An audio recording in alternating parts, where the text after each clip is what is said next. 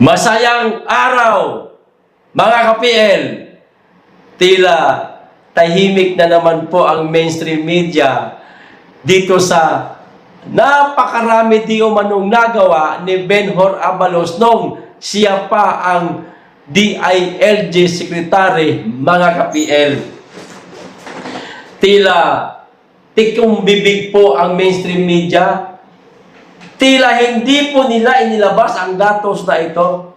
Buti na lamang itong ating kaibigan na si Artlight Info, mga ka-PL, naisipan niya pong ilabas ang mga datos na ito.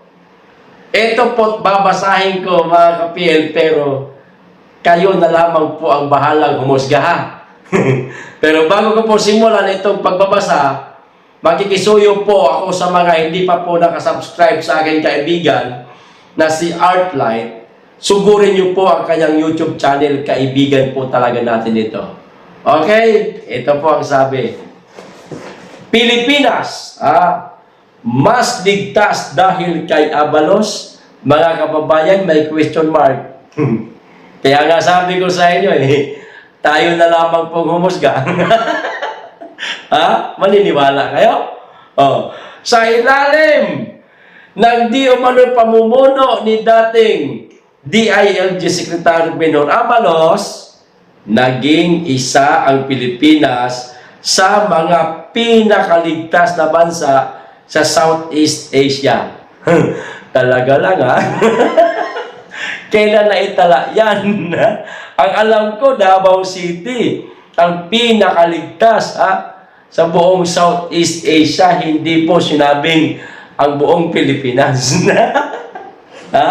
Saan kaya galing yung datos na ito, mga kababayan?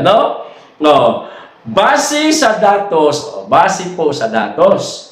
Ang tanong kasi dito, kung sino po ang gumawa ng datos na ito?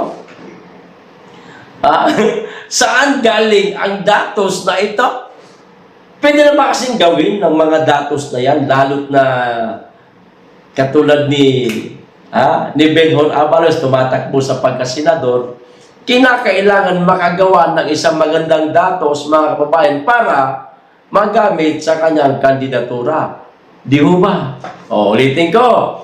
Base sa datos, malaki ang ibinaba ng mga kaso ng illegal na droga at kriminalidad sa bansa. Mga kababayan, tulad ng sinabi ko kanina, kayo na po ang humusga. Tuloy ko yung pagbabasa. Sa loob lamang ng 2 taon na isa katuparan ang mahigit, mantakin ninyo, napakarami nito, 92,899 anti-drug operations. Mga kababayan, 92,000 pa lang. Napakarami na. Dumagdag pa itong 899 na anti-drug operation. May natandaan po ba kayo na ganito po karami talaga? Sa loob lang ng 2 taon?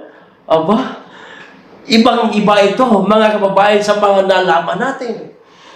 Tuloy ko lang. Kung saan higit 116 drug personalities ang naaresto. Kabilang na ang 11,284 high-profile drug personalities. Mga kababayan, ganito po karami di umano ang naging trabaho ni Benhur Abalos. Kaya ang Pilipinas ay ang pinakaligtas sa buong Southeast Asia. Uulitin ko, kayo na pong bahalang humusga. Ito pa, ang mabilis at konkretong aksyon ni Abalos ay isa sa mga dahilan ng tagumpay na ito. Matindi. Na nagbigay ng mas ligtas na kapaligiran para sa bawat Pilipino. Pilipinas, safest country in Southeast Asia dahil kay Benhur Abalos. Question mark ulit, mga kababayan. Kamusta na yung driver na lang, nung nasa kote doon sa Alitagtag, Batangas. Kasama na ba doon sa mga personalities na yun na naaresto? Eh, bakit wala na po kami nababalitaan? Bakit naglahong parang bula yata? Mga kababayan? Kaya nga sabi ko kanina, sa pasimula pa lang, kayo na pong bahala ang humusga. Okay? Eh, hindi pa yan. Ito pa, may dadagdag pa ako, mga kababayan. Mas matindi po ito. Ang sabi, PH is still among Asia's fastest growing economy. Ayon po ito, mga kababayan, Skyneta. Talaga ba? Saan banda? Ba't hindi namin maramdaman itong fastest growing na ito ng economy ng ating bansa? Sige nga. Kayo, mga kababayan, ramdam nyo ba? Ang pag-unlad ng ating ekonomiya? Kayo na po ulit ang humusga. Basta, hindi naman tayo taga kasi, no?